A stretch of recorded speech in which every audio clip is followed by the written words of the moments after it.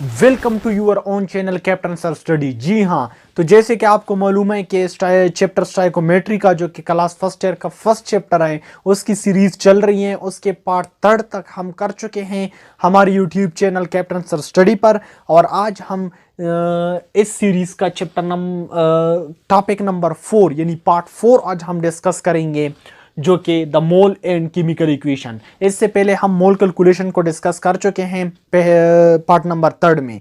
इस पार्ट 4 में हम मोल एंड केमिकल इक्वेशन को पढ़ेंगे। आपको मोल तो आता है क्योंकि इसको हम पहले डिस्कस कर चुके हैं। अब chemical equation, what is chemical equation? Symbolic representation of a chemical reaction is called chemical equation. एक केमिकल रिएक्शन, फॉर एग्जांपल एक केमिकल रिएक्शन है तो उसकी सिंबॉलिक रिप्रेजेंटेशन को हम केमिकल इक्वेशन कहते हैं। For example N2 + 3 moles of H2 it gave us 2 moles of NH3। Okay, तो इस तरह के सिंबॉलिक रिप्रेजेंटेशन केमिकल रिएक्शन की, इसको हम केमिकल इक्वेशन कहते हैं। तो that is called chemical equation. Okay, जैसे कि एमोनिया का ये मैंने आपको केमिकल इक्वेशन लिख लिया। अब इस केमिकल इक्वेशन और मोल की कैलकुलेशन में हम मोल मोल कन्वर्जन, मोल मास कन्वर्जन, मास मास कन्वर्जन, ये हम आगे डिस्कस करते हैं इसी वीडियो में। ये किया है तो अब भी आपको इसका इल्म हो जाएगा। इससे पहले आपको एक और चीज़ आनी चाहिए, law of conservation of matter, क्योंकि वो उन्हीं कन्वर्जन में यूज होगी। Law of conservation of matter किया है, law of conservation of matter, ये आर मास इस यहाँ पर मैटर मींस मास आप ले सकते हैं, एक बात है। तो ये इट इज अ लॉ, ये एक लॉ है। Okay, law can never be change, आपको पता है। तो ये मैटर के कंजर्वेशन के लिए है ये लॉ क्या कह रहा है? ये लॉ ये कह रहा है कि मैटर या मास जो है एक केमिकल इक्वेशन में वो कंजर्व होते हैं। ओके, जितने मोल कंबाइन होते हैं उतनी ही मोल पैदा होते हैं। ओके, तो mass, matter or mass can neither be created nor destroyed। matter या mass ना तो create, ना तो पैदा किए जा सकते हैं और ना ही तबाह किए जा सकते हैं। इसका सिर्फ एक ही मतलब है कि matter or mass always be conserved। Okay, constant जिसको हम कहते हैं, ये मैटर और मास हमेशा कांस्टेंट होंगे एक केमिकल इक्वेशन में। तो जब ये कांस्टेंट होंगे तो आगे हम इस लॉ का बहुत हमें फायदा होगा इस वीडियो में, जिसमें हम मास मास कन्वर्जन, मोल मास कन्वर्जन, मोल मोल कन्वर्जन पढ़ेंगे, यानी 3 टाइप कन्वर्जन। तो चलिए सबसे पहले पढ़ते हैं मोल मोल कन्वर्जन। अच्छा, तो इसमें सबसे पहले आता है मोल मोल कन्वर्जन। अब मोल मोल कन्वर्जन से क्या मुराद है? मोल मोल कन्वर्जन का मतलब ये है कि किसी एक सब्सटेंस का मोल गिवन होगा और किसी दूसरे सब्सटेंस का उसी केमिकल इक्वेशन में वो हमने ये गिवन होगा और ये हमारे पास रिक्वायर्ड होगा, यानी ये हमने फाइंड करना होगा। ओके, तो किसी वन सब्सटेंस का मोल गिवन होगा और इसी केमिकल इक्वेशन में with the help of given mole हमने रिक्वायर्ड मोल को फाइंड करना होगा। अब फॉर एग्जांपल मैं आपको एक आसान एग्जांपल पेश करने वाला हूं जिससे आप इसको इजीली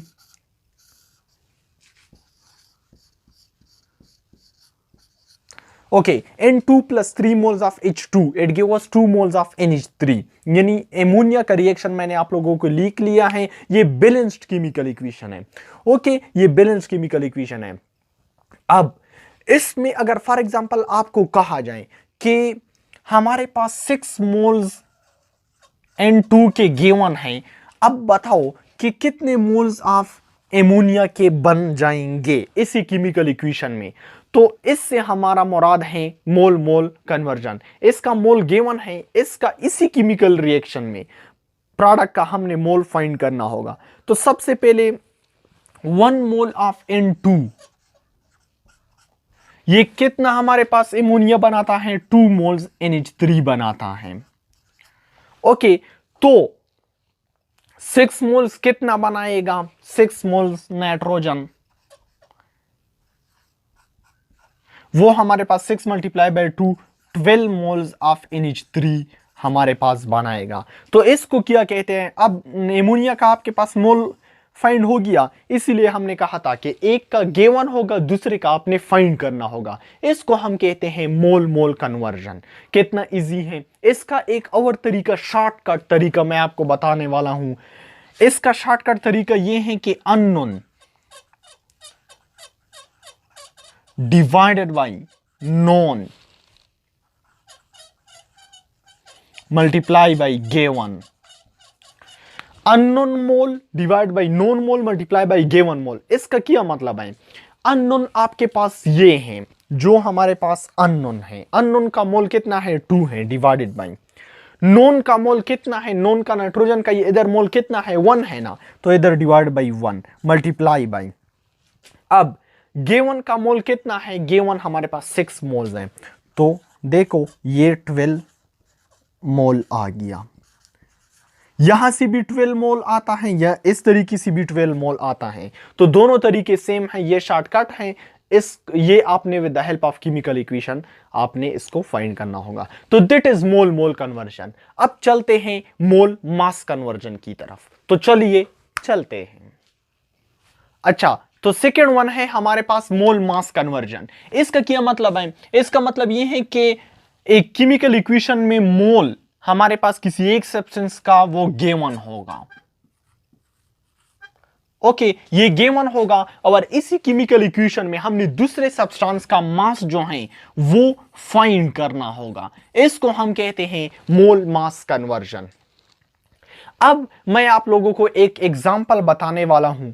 वो ये है कि 2 moles of H2 plus O2 it give us 2 moles of H2O जो कि वाटर है।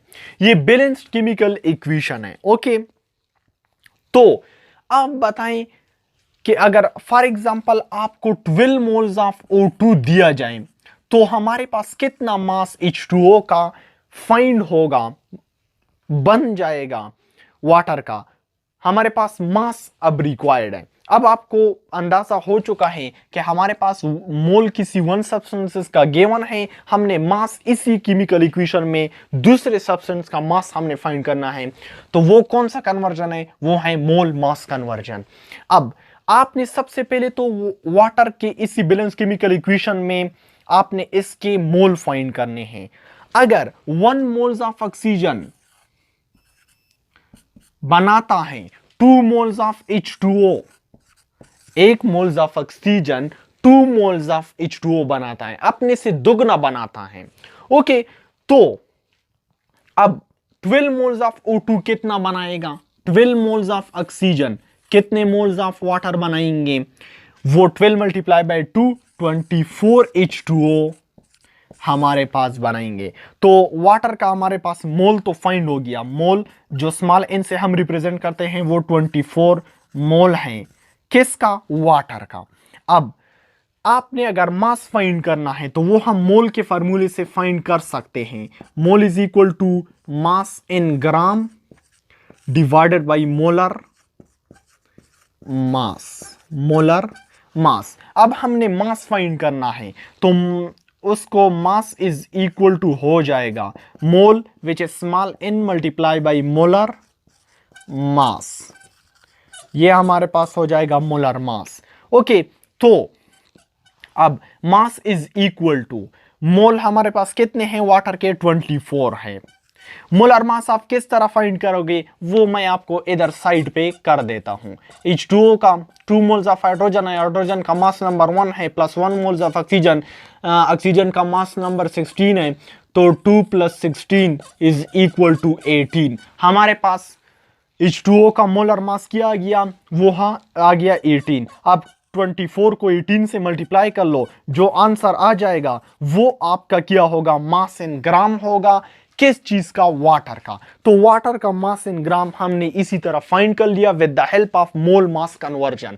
हमारे पास मोल गिवन था किसी वन सब्सटेंस का, वो ऑक्सीजन का गिवन था। हमने इसी केमिकल इक्वेशन में मास फाइंड किया दूसरे सब्सटेंस का जो कि वाटर था with the help of given mole of oxygen. तो that is called mole mass conversion. अब चलते हैं मास मास कन्वर्जन की तरफ। अच्छा, तो अब है हमारे पास मास मास कन्वर्जन। मास मास कन्वर्जन का मतलब यह है कि किसी एक सब्सटेंस का मास गिवन होगा, ये आपके पास गिवन होगा, और आपने उसी केमिकल इक्वेशन में किसी दूसरे सब्सटेंस का मास आपको फाइंड करना होगा। जो आपको रिक्वायर्ड होगा आपने खुद फाइंड करना होगा with the help of given mass हो। तो अब हम ये किस तरह फाइंड करेंगे? लेट्स सपोज हम एक एग्जांपल लेते हैं।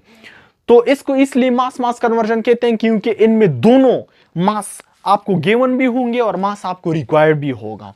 तो अगर फॉर एग्जांपल मैं आपसे कह दूं कि 20 ग्राम ऑफ ऑक्सीजन से हमारे पास कितना ग्राम ऑफ CO2 प्रोड्यूस होगा, तो सबसे पहला स्टेप इस टाइप ऑफ क्वेश्चन में आपने गिवन मास को मोल में कन्वर्ट करना होगा। क्यों कन्वर्ट करना होगा? ताकि हमारे पास जो रिक्वायर्ड जिसका हमने मास फाइंड करना है, सबसे पहले हम उसके मोल फाइंड कर लें, तो मोल को हम इस पर मास में कन्वर्ट करेंगे तो जो हमारे पास रिक्वायर्ड मास होगा। तो सबसे पहले इसको हम मोल में कन्वर्ट करते हैं। इसको मोल में कन्वर्ट करने के लिए हमें ऑक्सीजन का मोलर मास जानना बहुत जरूरी है, क्योंकि मास इन ग्राम हम जानते हैं। Mass in gram is equal to mole multiply by molar मास।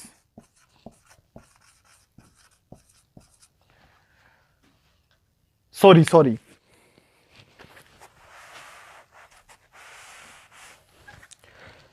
हमें मास तो दिया है, मोल हमने फाइंड करना है। मोल हम जानते हैं। मोल किस चीज के बराबर है? Mass in gram divided by molar mass. Molar mass, अब मास हमारे पास 20 है डिवाइडेड बाई मोलर मास, आपको यहां से मालूम हो जाएगा जो कि 32 है। अब ये तकरीबन 0.6 मोल हमारे पास आ गए। तो अगर 6 मोल्स ऑफ O2 हमारे पास 6 मोल्स ऑफ कार्बन डाइऑक्साइड बनाते हैं, CO2 बनाते हैं, तो 1 मोल ऑक्सीजन 1 मोल CO2 बनाएगा। ओके, 6 बनाते हैं, 1 बनाएगा, 0.6 मोल्स CO2 बनाएंगे। अब आपने देख लिया, हमने इसलिए इसको मोल में कन्वर्ट किया ताकि हम मोल मोल कन्वर्जन पहले करें। पहले रिक्वायर्ड का मोल फाइंड कर लें, अब इस मोल को सिंपल मास में कन्वर्ट कर दो, ये हमारे पास रिक्वायर्ड मास होगा। ओके, तो कार्बन डाइऑक्साइड का सबसे पहले मोलर मास किया है।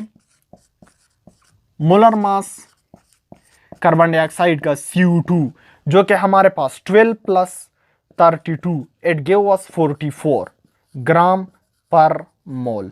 ओके, तो मोलर मास कार्बन डाइऑक्साइड का किया गया 44 ग्राम पर मोल आ गया। अब हमने क्या करना है? 0.6 मोल्स को हमने मास में कन्वर्ट करना है। तो अगर आपके जहन में ये फार्मूला आ रहा है कि मोल तो मास डिवाइड बाई मोलर मास के बराबर है, तो मास किस चीज के बराबर होगा? मोल मल्टीप्लाई बाई मोलर मास।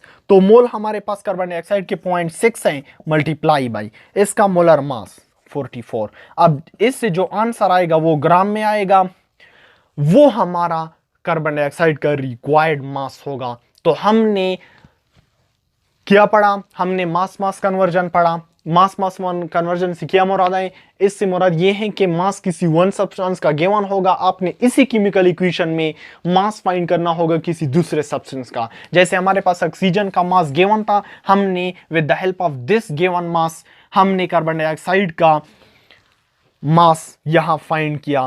तो इसको हम कहते हैं मास मास कन्वर्जन। मुझे उम्मीद है कि अब आप लोगों के जहन में कोई डाउट नहीं होगा। अगर फिर भी आपके जहन में कोई डाउट है तो आप हमसे कमेंट सेक्शन में पूछ सकते हैं। Wish you all the best, take care.